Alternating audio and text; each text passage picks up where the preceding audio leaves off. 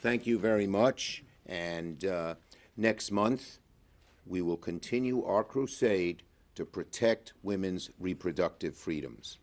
The Republicans don't want to talk about it, but they're going to have to vote on it, plain and simple.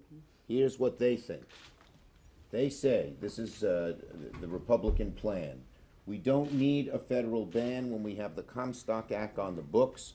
There's a smorgasbord of options. I think the pro-life groups should keep their mouths shut as much as possible until the election. Our Republican colleagues may not want to talk about this issue because they know they're on the wrong side. They know their goal is to enact a nationwide abortion ban, but we're going to force them to vote on it. We're going to this is not a show vote. This is a show who you are vote, and we're going to show just who the Republicans are. And if you don't believe us, ask Donald Trump. Here's what he said. After 50 years of failure, with no one coming even close, I was able to kill Roe v. Wade, much to the shock of everyone. Without me, the pro-life movement would have just kept losing. That's probably true of Mitch McConnell. It's true of Mitch McConnell and all the Republican leaders. So I want to thank Senator Murray and all of my colleagues for being here, for their tireless work to fight back against Republicans' relentless attack on reproductive freedom. As we approach the 2-year anniversary of Roe, which will occur on June 24th, many of us are doing events in our states about that issue.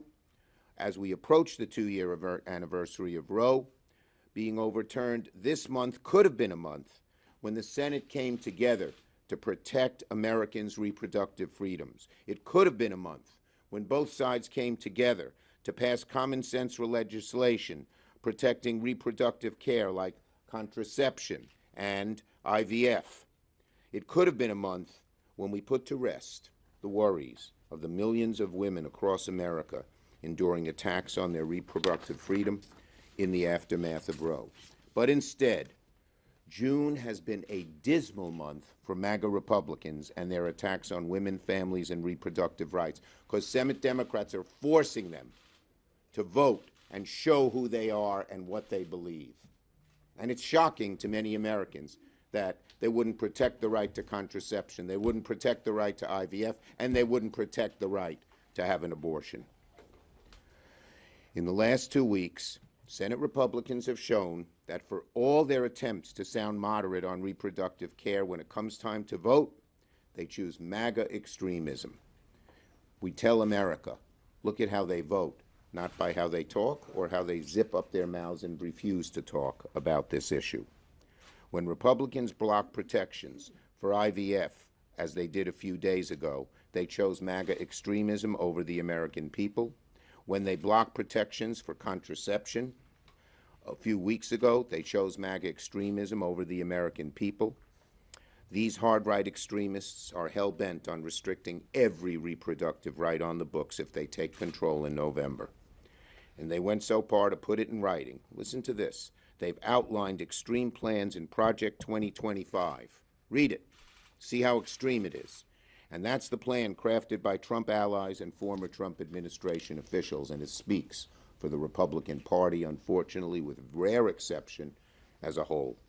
So we have to fight back.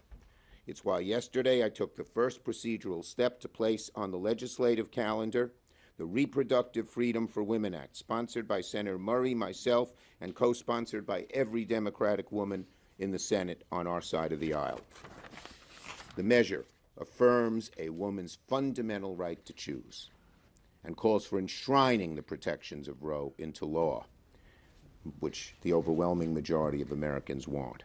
I will work with my colleagues to bring it to the floor as soon as possible. In short, we don't have time to waste.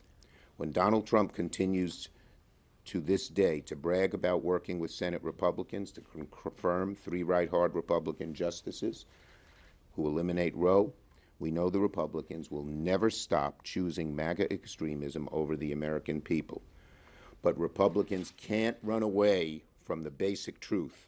Their record on women's health care is outright abysmal, it is shameful, and dangerously out of step with the views of Americans. But we assure America, we in the Democratic caucus, led by these great senators, are going to keep fighting and standing up for the American people, and standing up for reproductive rights.